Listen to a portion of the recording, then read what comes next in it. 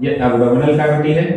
Abdominal cavity के नीचे की तरफ जो है हम लोग पढ़े थे कि ये स्क्रोटम सैक होता है, और ये स्क्रोटम सैक के इनसाइड जो है टेस्टिस होते हैं।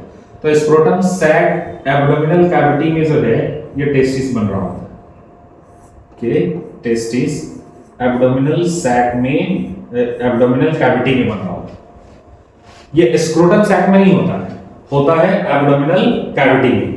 अब क्या होता है कि प्रेगनेंसी का जो 7वें से 9वें महीने का समय है, प्रेगनेंसी का 7 to 9 मंथ का जो समय होता है प्रेगनेंसी का, इस 7 to 9 मंथ के प्रेगनेंसी के समय ये जो टेस्टिस है, ये टेस्टिस डिसेंड करता है, यहां पर आ रहा होता है, दोनों के दोनों टेस्टिस आ रहे होते हैं, और ये जिससे होकर के आ रहे होते हैं, ये जिस रास्ते से, जहां से ये होकर के आ रहा है, यहां पर एक छोटा सा डक्टल सिस्टम होता है, डक्ट होता है, जिसको कैनाल कह दिया जाता है।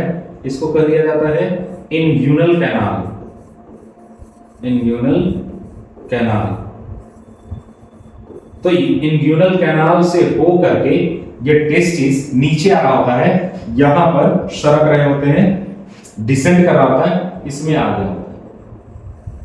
कई बार क्या होता है कि टेस्टिस जो है वो एब्डोमिनल कैविटी से नीचे आ ही नहीं पाता है स्क्रोटम सैक में। बना कहां है? एब्डोमिनल कैविटी में। अब एब्डोमिनल कैविटी से नीचे डिसेंड कर रहा होता है, और डिसेंड कर रहा होता है तब जाकर के कब? 7 to 9 मंथ, प्रेगनेंसी के 7वें से 9वें महीने के दौरान ये स्क्रोटम सैक में जो है वो डिसेंड कर रहा होता है।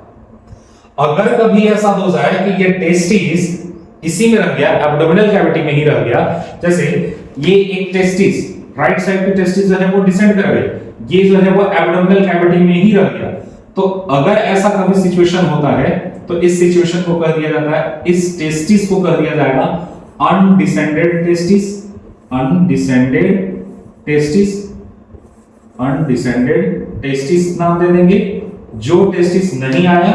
और ये जो कंडीशन था, इस कंडीशन को मेडिकल साइंस में कह दिया गया है क्रिप्ट ऑर्किडिज्म, क्रिप्ट ऑर्किडिज्म।